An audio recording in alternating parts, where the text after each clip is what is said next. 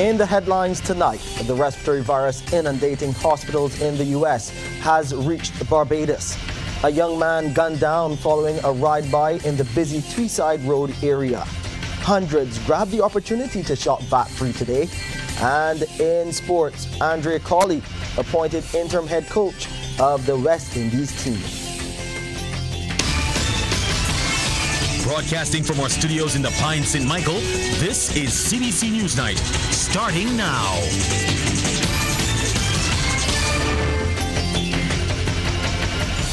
Hello, I'm Shane Seeley. Thank you for joining us in our news at 7. The human respiratory virus, the syncytial virus, or RSV, currently wreaking havoc in the United States, is here in Barbados and is affecting people.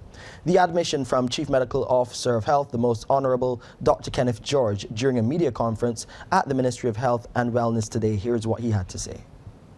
We have found 5 cases of RSV, which has been in the news for the past 2 to 3 months in the United States.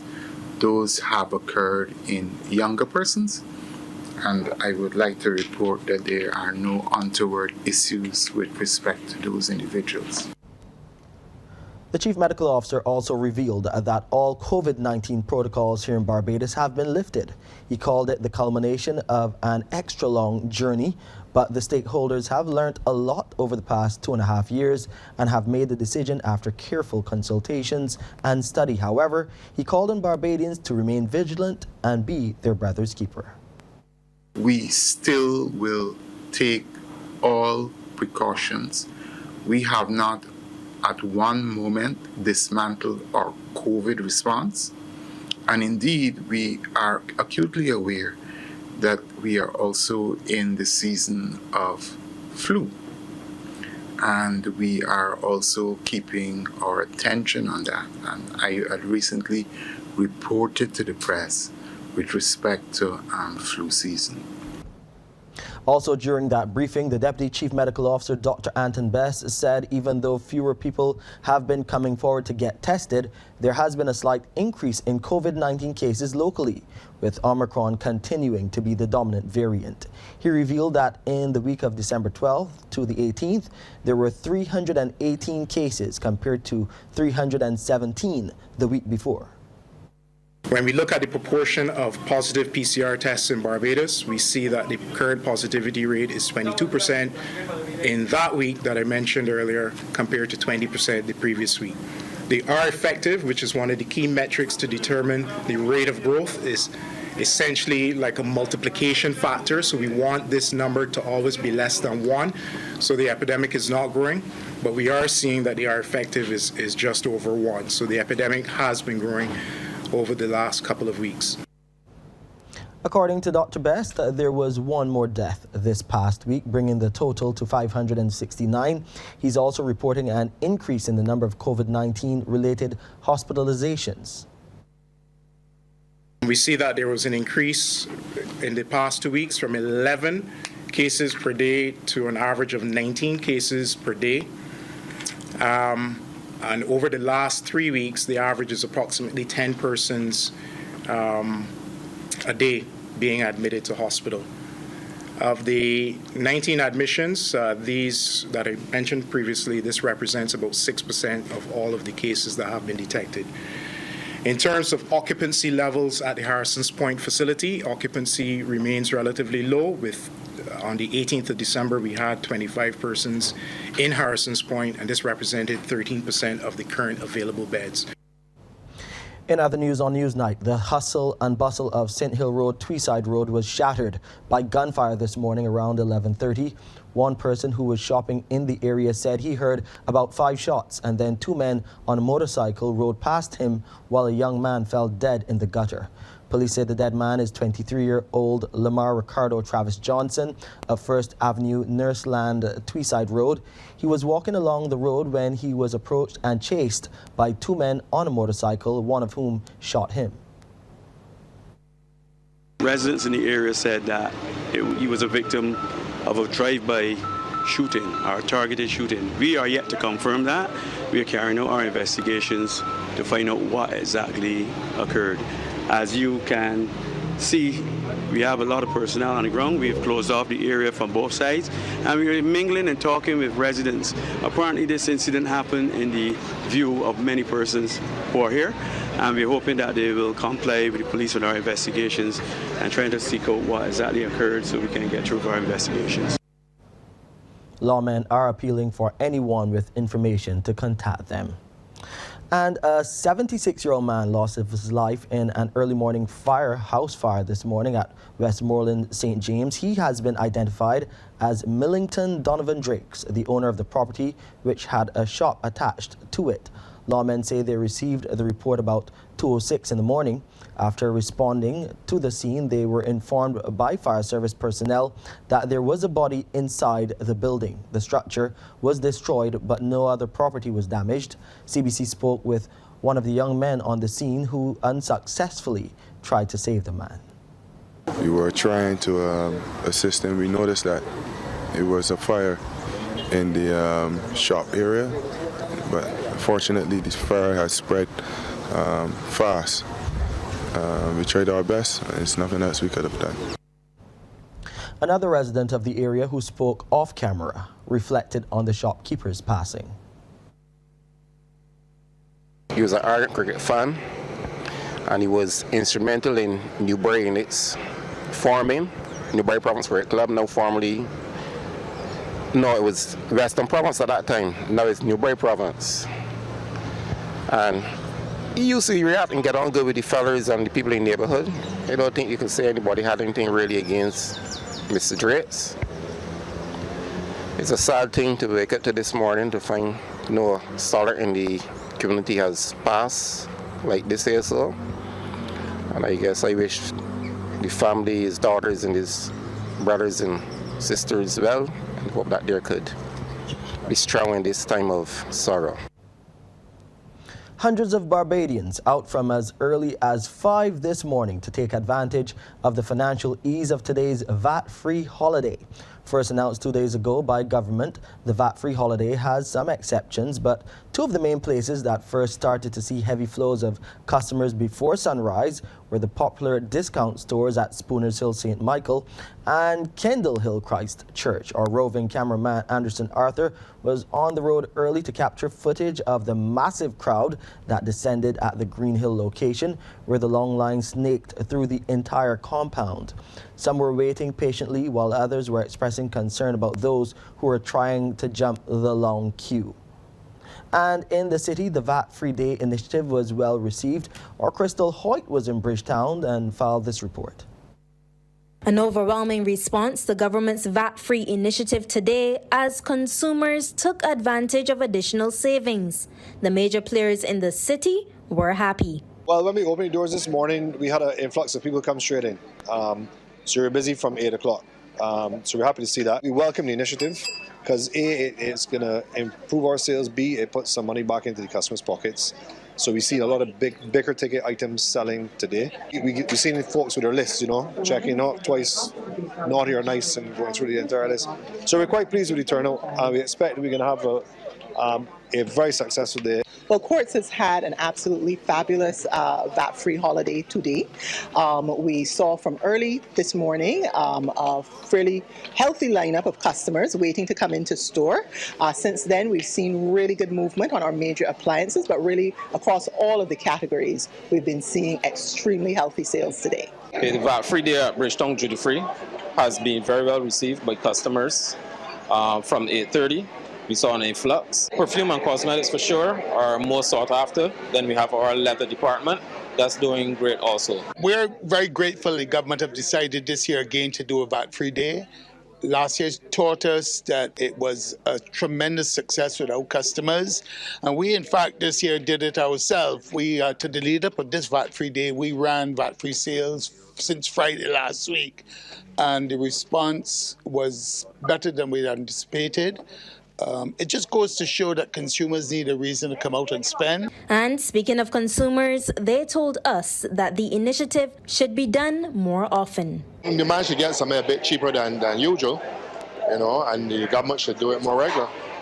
Like God's the truth. Because in these hard times, everybody can't afford to get things at the normal price. What are some of the things you're taking advantage of and purchasing today? Jewelry, furniture, like TVs and that kind of stuff. Yeah. We've been able to get quite a few things that would have been normally expensive, and so there's some plus in having the VAT-free day. We think it should happen maybe once or twice a month, so that we can benefit from it a little more. But the side of things, there are a number of people throughout the city taking advantage of it. With Christmas in a matter of days, commercial activity is expected to continue. Crystal Hoyt, CBC News. Thank you, Crystal. Well, coming up on Newsnight, news from the Senate as it debated the Electric Light and Power Amendment Bill.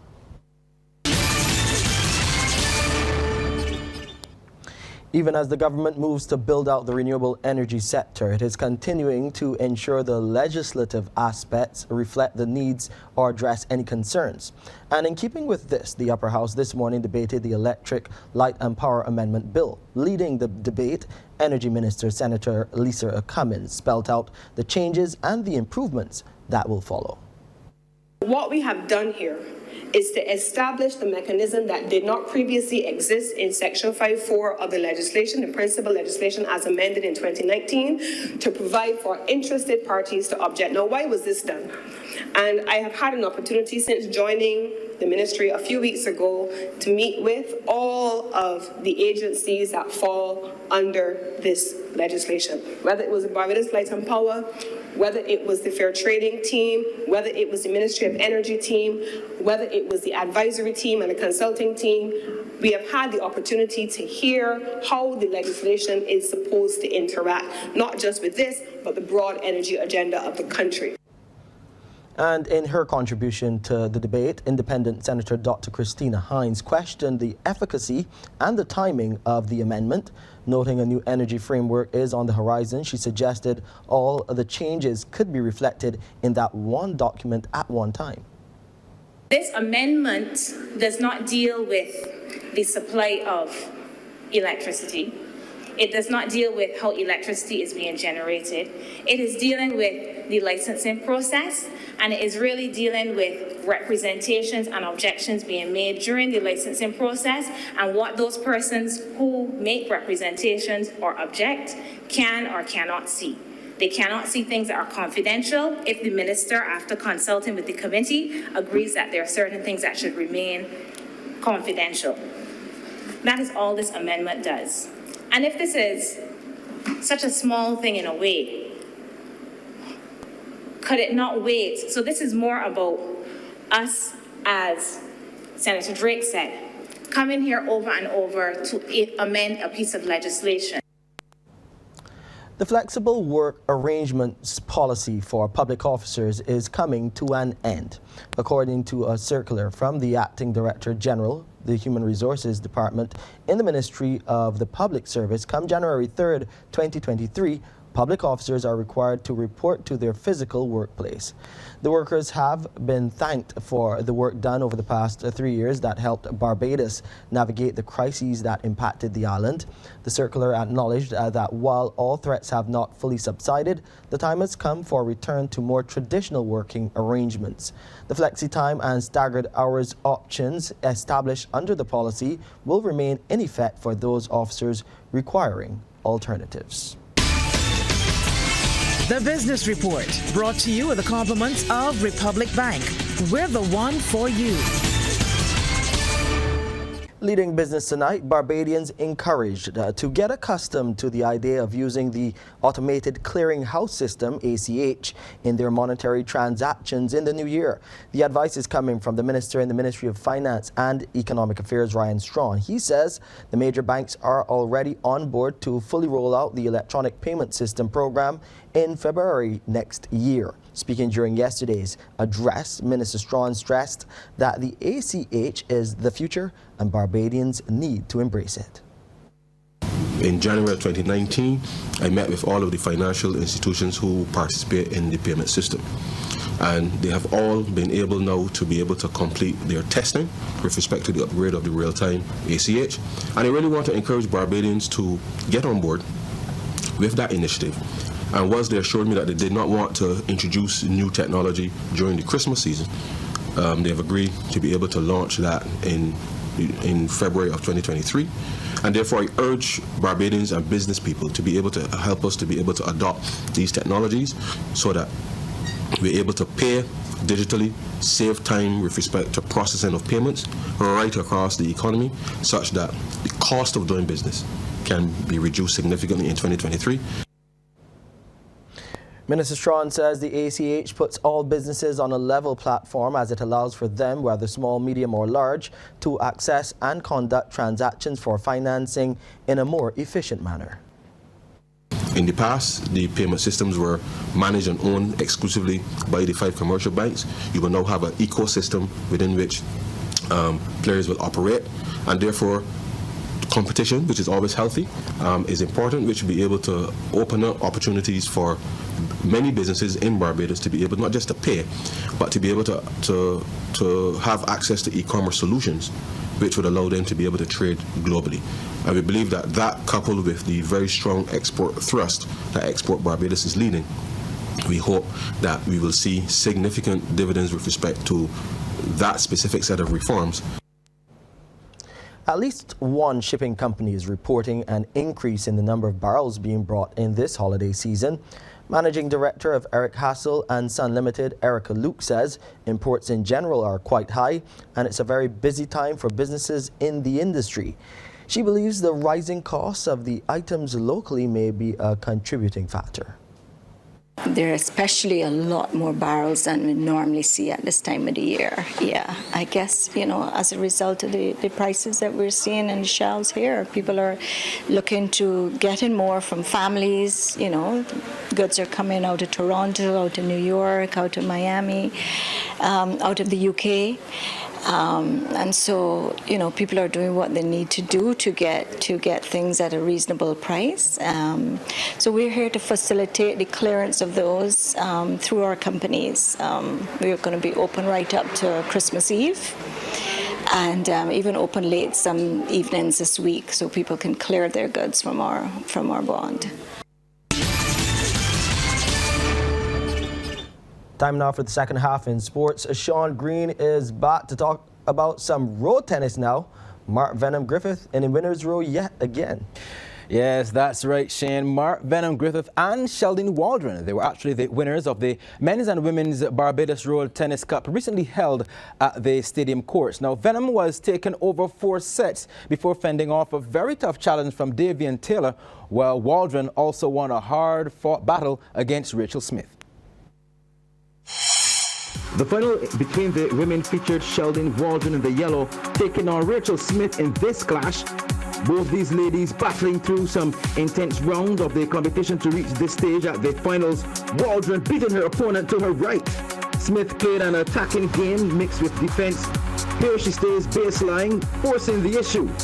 And Waldron tried to get one past her, but the net was in the way. Both ladies were going pound for pound, with Smith the more aggressive of the two, and Waldron endeavoring to just resist everything she threw. But she had absolutely no answer to this tall order. But in the end, it was Waldron winning the contest 21-16, 17-21, 21-18. Next to the men, Davian Taylor in the yellow taking on Mark Venom Griffith in the black. And this was richly entertaining. The players were trading punches left and right and back and forth, no one giving any quarter. It took a top edge off the net to determine the winner in this rally. That went the way of Taylor. Look at that for a smart play. Taylor played a mean game, making Venom work for his food. Look at that, deceiving Griffith. And the spectator loved it. Another one of those longish rallies where the two players battle and tussle tooth and nail. Taylor got a sniff and pounced like a cheetah. Taylor backing and looking out for that deadly forearm from the elevated backlift. Here comes the thunder. That was Taylor made. Match point here with Venom in front, and the focus on him and his persistent backarm shot paid off, giving him the W at 21-14, 21-8, 18-21, 21-12. So on the night, the winners were Sheldon Waldron and Mark Griffith, collecting their prizes from Philip Fosh Garner And Minister of Sports, Youth and Community Empowerment, the Honorable Charles Griffith. And that's our news. I'm Shane Seeley. Good night.